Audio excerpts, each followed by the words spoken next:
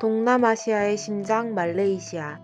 2025년 기준 말레이시아의 GDP는 하나로 약 125조 원 규모이며 주변 국가 태국, 싱가포르보다 높은 연간 성장률을 기록한 동남아시아의 핵심 국가입니다. 동남아시아 전체를 사로잡을 수 있는 관문이자 거점인 말레이시아.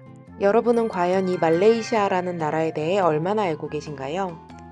안녕하세요 여러분. 저는 말레이시아 거주 2년차 BPO 기업에서 근무하고 있는 유튜버 돈업저라고 합니다. 오늘 영상에서는요, 말레이시아 수출에 꼭 필요한 할랄이라는 주제를 가지고 현지에서의 정확한 정보를 전달드릴 예정인데요. 놀랍게도 사실 지금 제가 있는 곳은 한국입니다. 제가 녹화를 하다가 한국에 들어오는 시기랑 조금 겹쳤어요. 그래서 지금 잠깐 한국에 들어와서 오프닝은 한국에서 찍게 되었네요. 여러분들 많은 양해를 부탁드리면서 제 얼굴이 조금 달라지더라도 놀라지 마셔라, 그런 얘기를 하고 싶었습니다. 여튼 이제 주제로 돌아와서 말레이시아에서의 할랄은 삶의 방식이다 라고 할 수 있는데요. 과연 우리가 알고 있는 할랄, 이게 단순히 음식과 화장품에만 국한된 얘기일까요? 할랄에 대해서 수출을 희망하고 계시는 한국 기업분들, 제가 정확한 현지에서의 정보를 알려드리도록 할 테니까요, 궁금하시다면 영상 끝까지 시청해 주시기 바랍니다.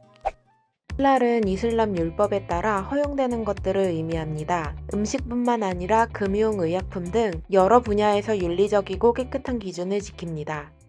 무슬림에게 허락된 제품들은 허용된 것이라고 하는 할랄 인증을 받고 있는데요. 이는 단순히 식품을 넘어 화장품, 의약품, 의류, 관광, 물류까지 굉장히 많은 제품군으로 확장이 되어 있습니다. 이렇게 너무나 많은 영역에서 할랄 인증이 필요하다고 하니까 조금 어려운 느낌도 좀 드는데요. 복잡하게 확장되어 있는 이 할랄 세계관, 이유가 뭔지 궁금하지 않으세요?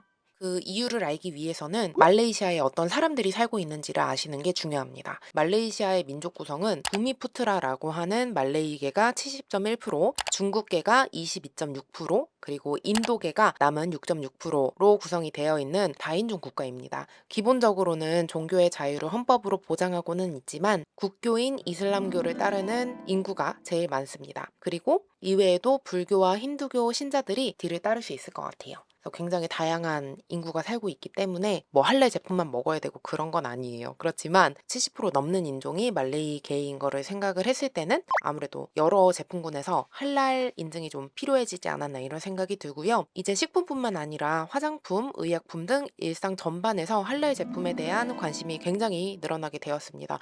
말레이 친구들은 샤리아 율법에 따라서 행동을 해야 되기 때문에 다양한 제품군에서 할랄인지 아닌지를 따지는 행동 강령이라고 해야 될까요? 그런 게 좀 추세가 된 것 같아요. 이러한 변화로 비무슬림 국민들도 할랄 제품을 청정하고 안전한 이미지로 인식하면서 할랄 제품이 글로벌 시장에서 프리미엄 브랜드로 성장할 수 있음을 보여주는 좋은 예시가 된 것 같습니다. 정부나 관광업계에서는 할랄 투어리즘이라는 것을 적극적으로 도입을 하고 있어요. 이 할랄 제품에 대한 어떤 수요나 니즈, 이런 걸 만족시키기 위해서 굉장히 열심히 노력하고 있다는 거를 제가 또 알 수 있었고요. 하이 여러분, 안녕하세요. 돈업자입니다. 전 지금 택시를 타고 이동을 하고 있는데요. 말레이시아에서 가장 유명한 건축물 중에 하나인 KLCC에 가고 있습니다. 거기 가서 말레이시아 현지 모습도 좀 보여드리고 그 안에 숨어있는 할랄 요소라든지 이런 것들도 보여드리려고 이동을 하고 있습니다. 그럼 같이 가시죠. 렛츠 고! 여러분, 생각보다 굉장히 더운데요. 일단은 택시에서 내려서 이 바로 옆에가 KLCC라고 하는 쌍둥이 빌딩이고요. 그 옆에 수리아 KLCC라고 하는 쇼핑몰이 붙어 있습니다. 짠! 이게 KLCC입니다.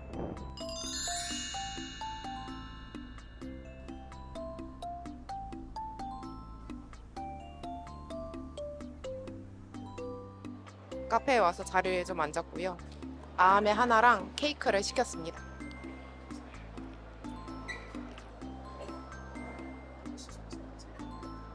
보시다시피 굉장히 여유롭게 사람들이 카페도 즐기고 여유로운 모습이 보이실 텐데요. 말레이시아는 동남아시아 국가 중에서도 굉장히 구매력이 높은 축에 속합니다. 나라가 성장함에 따라서 말레이시아의 젊은 무슬림 중산층이 늘어났다고 볼 수 있습니다. 많은 한국 기업에서 이런 점을 고려하신다면 할랄 제품에 대한 수요가 왜 늘어났는지도 파악해 보실 수 있는 좋은 자료가 될 것 같아요.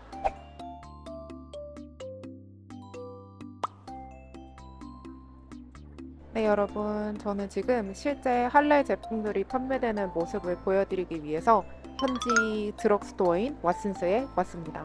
가서 실제로 할랄 제품이 어떤 식으로 판매되고 있는지 보여드릴게요.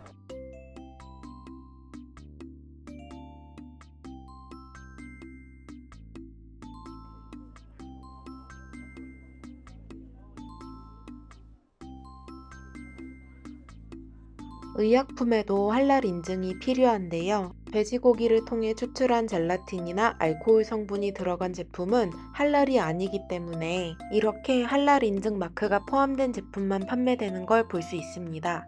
할랄 의약품은 이슬람 율법에 따라 허용된 원료와 제조, 포장, 운송 방식으로 만들어진 의약품을 의미합니다. 보건용품의 경우 일반 소비자 접촉 제품, 손소독제, 연고, 립밤, 컨택트 세척액 등은 입이나 피부를 통해 체내 흡수가 가능하므로 할랄 인증 요구가 증가 중이라고 합니다.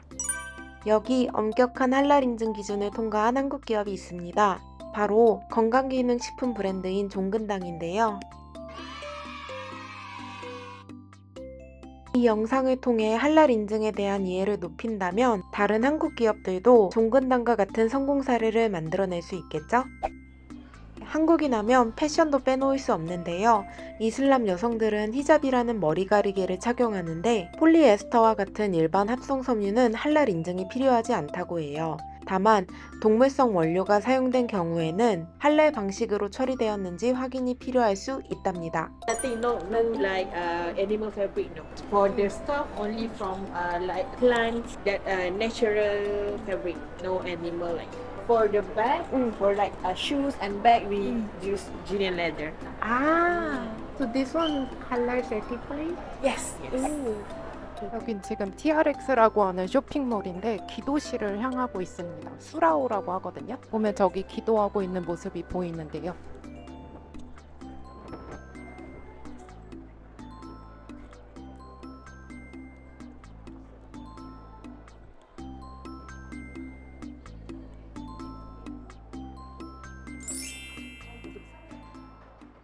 네, 여러분. 이렇게 굉장히 많은 할랄 인증이 찍혀 있는 아이템들을 제가 찍어 왔는데요. 그런데 제가 조금 더 전문적으로 정보를 전달드리기 위해서 할랄 물류에 대해서도 몇 가지 조사를 좀 해왔거든요. 정확한 정보이기 때문에 틀리면 안 돼서 스크립트를 좀 보고 하겠습니다. 일단 이 할랄은 물류 단계에서도 인증이 필요하다는 사실 여러분들 알고 계셨을까요? 할랄 물류는 할랄 제품이 운송, 보관, 그리고 포장되는 전 과정이 비할랄 제품과 완전히 분리되어야 한다라고 하는 개념이에요. 그렇기 때문에 창고나 운송 차량, 그리고 포장 방식까지도 이슬람 율법이라고 하는 샤리아에 따라서 이제 철저하게 관리가 되어야 된다라고 하는 그런 이론입니다. 그래서 이게 법으로 좀 정해져 있고, 말레이시아에서 할랄 물류 기준을 따르기 위해서는 MS 2400이라고 하는 기준을 따르셔야 돼요. 이 MS 2400 시리즈가 국가 표준 할랄 물류 인증 기준으로 쓰이고 있고, 이 기준은 그 물류 과정별로 조금 세분화되어 있다고 합니다. 해외 물류사에서는 이렇게 운영을 하고 있는데요. 현지에서 한국 제품이 어떤 식으로 유통되고 있는지에 대해서 더 자세하게 얘기를 드리려고 합니다. 현재 한국에는 할랄 물류 인증을 받은 물류 기업이 거의 없습니다. 그런데도 한국 제품이 말레이시아 시장에서 유통이 되고 있는 이유는 뭘까요? 불법? 현재는 제품 단위의 할랄 인증만으로도 수입 자체가 가능하기 때문에 유통이 되고 있다고 합니다. 최근에는 대형 유통업체라든지 정부 조달망 쪽에서 전 물류 체인의 샤리아 기준 준수를 요구하는 경우가 늘고 있다고 해요. 예를 들면 한국에서 일반 물류로 들어온 제품을 말레이시아 현지에 있는 할랄 인증 창고로 옮겨서 보관을 하고요. 창고를 기준으로 도소매 유통을 시작하는 방식인 거예요. 이렇게 하면 최소한의 현지 유통 단계만이라도 할랄 기준을 맞췄다라고 하는 판단을 받을 수가 있어서 현지에서도 한국 제품이 이렇게 팔리고 있다라고 하네요. 특히 냉장, 냉동식품이나 화장품, 건강기능식품 같은 경우에는 운송 보관까지 샤리아 기준에 부합했는지 문서 제출을 요청하는 일도 현지에서 많아지고 있다고 하니까요. 공급망 점검을 강화하고 있다는 측면에서 한국 수출 기업들도 이런 정보를 눈여겨보셔야 될 것으로 생각이 됩니다. 향후에 물류 단계까지 할랄 기준을 검토하고 자킴이라고 하는 물류 인증이나 MUI라고 하는 인도네시아 기준을 사전에 맞춰줄 필요가 있다고 합니다. 말레이시아 현지에서의 정확한 정보를 토대로 제가 알아온 팩트이기 때문에 이 부분도 놓치지 말고 수출하시기 전에 꼭 점검을 하셨으면 좋겠습니다. 화이팅! 네, 여러분,